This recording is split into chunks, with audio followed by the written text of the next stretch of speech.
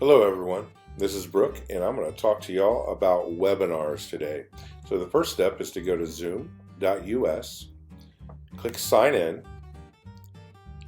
with your Google account, your work Google account I should say, and then over on the left side you're going to click webinars and then you're going to click schedule a webinar. From there you're going to name it, put a description, do the date and the time. I'm going to keep the time actually at 4:30 because I'm going to start this and show you all that a little bit. You can change the duration. You want to leave it on Central Time. Registration, I would not check that. What that would do is force them to put their name and also an email for the attendees. So I'm going to recommend not, but you're welcome to put that if you want. The video, by default, they're on. It would be your choice if you wanted to turn them off. And I always suggest leaving the audio to both telephone and computer audio. Q&A, that's your own choice there. Enabling a practice session, I would always have that checked. That's a strong recommendation. Only authenticated users, I do not recommend that. That means they have to be logged in with their Google account in order to get in, so I'm not going to suggest that. Recording the webinar automatically, you can check that and then choose on the local computer and then you can upload that to your Google Drives. If you have alternate hosts, you can add them right here. So I'm going to go ahead, I could add Jacob. If you have more than one alternate host, then you would just go ahead and put in a comma and then the other emails that you want, or you can paste them in. Now that I've gone through the settings and made sure that they're how I want them to look, and turn off Siri for that matter, I'm going to go ahead and click schedule. Now once you've got it scheduled, you can go in here and do some other tweaks. You're probably going to need to do that. So as you scroll down here, you're going to see the invitations. You can go over here and you can send a copy invitation to yourself, or you can just go ahead and copy the invitation. Here it is. You can make it smaller if you want to and get out some of the extraneous stuff, but especially these international numbers you could probably leave out. And then once you've got the invitation, that's what you're going to paste into your email or however you're going to communicate out this webinar.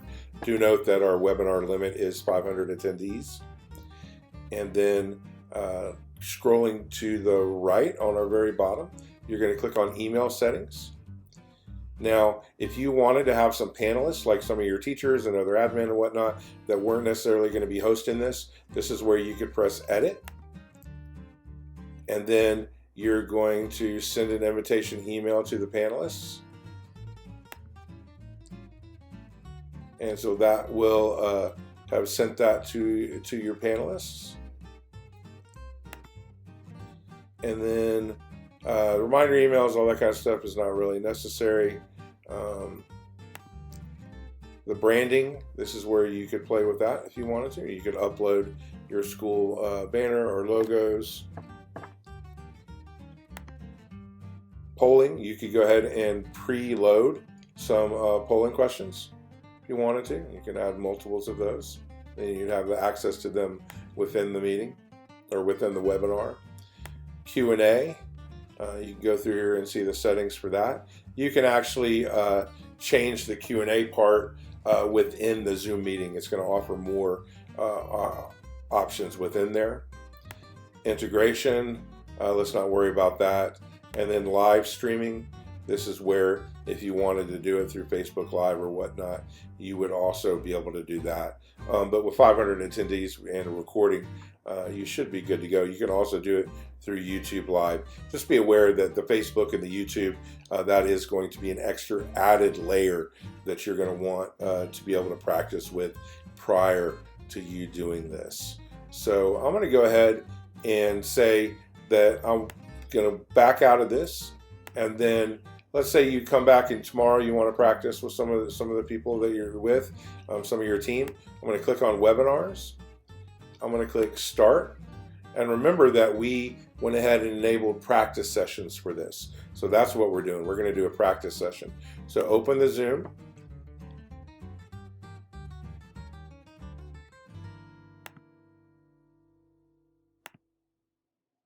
And then you're going to notice that it says practice mode only. You'll also notice that the camera was on. That's the way we had it, and we also had it muted. Now, the thing about webinars is that the only people that are going to be able to talk, show videos, share screens, all that kind of stuff are going to be the people that are on the panel and the hosts and whatnot.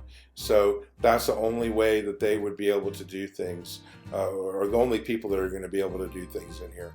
Now, once you get in here, this is where the practice comes in. You want to be able to, invite people on the fly. You're going to be able to see the panelists and the attendees as they come in. There is a chat here that you can send to all panelists and attendees. And then, of course, we talked about the polling questions. You can actually, if we had created some, they would be here, and you could push those out. See where it says launch poll. You can also add questions on the fly. It also allows me to pause the recordings if I wanted to. Here's the Q&A, so I can see what's going on with people asking questions and the panelists being able to answer them. Now, when you're doing the questions and whatnot, it's only going to be the panelists that are going to be seeing all those questions not until y'all are answering them. Closed captioning, that is something where you would assign someone in here to be able to type. And that means basically, it's not really closed captioning in the sense that an artificial intelligence is doing it. You're assigning a human being to type up everything that is being spoken. And then you can click on more, and this is where you would connect it in to your Facebook or anything else. And that's something that you would want to definitely play with. I'm actually not going to do that, even though it looks like it's going to start. Now you'll notice practice mode only. Attendees cannot join until you broadcast. So let's say you wanted to practice this with your phone, which is a great recommendation to do ahead of time, or doing it with some other people that aren't just going to be your hosts. What you would do is you would need to broadcast it, and then once you're clicking broadcast, you'll be able to have attendees join in, and then you'll be able to see it from the attendee side, what it looks like from the host side. So that's a strong recommendation, is practice, practice, practice.